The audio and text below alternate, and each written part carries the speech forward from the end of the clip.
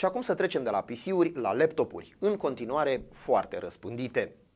Avem grijă de un laptop nou probabil câteva săptămâni sau câteva luni, după care devine fără îndoială cel mai tăvălit dispozitiv pe care îl posedăm.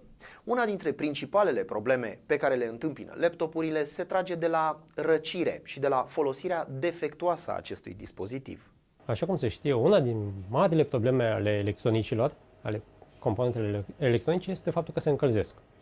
Motiv pentru care producătorii laptopurilor au pus un sistem dedicat de răcire în laptopuri, care este format dintr-un conducător de căldură și un ventilator. Cea mai mare problemă a acestui sistem de răcire este că se adună praf în el, sau scame, sau orice alte impurități și răcirea nu se mai face eficient. Problema acestor răciri e că nu pot fi modificate, cum este de exemplu la desktop-uri, să pui un radiator mai mare, să pui un ventilator mai mare. Fiecare model este făcut strict pentru laptopul respectiv și nu poate fi modificat. Problema este că consumatorii de laptopuri nu sunt conștienți de această problemă și merg pe principiul lasă că merge și așa, se încălzește, nu e nicio problemă, nu-l duc la curățat, nu are nimic. Dacă am mers până acum, o să meargă și de acum încolo.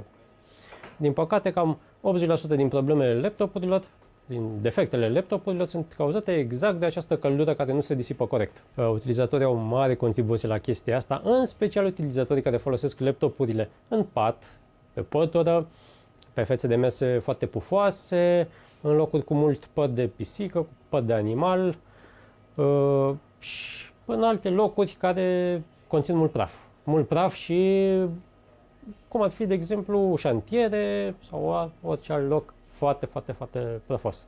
Avem aici un exemplu foarte simplu. Cam la toate laptopurile, 90% din laptopuri au un ventilator care trage aerul de dedesubtul laptopului și îl scoate prin laterală sau în spatele laptopului.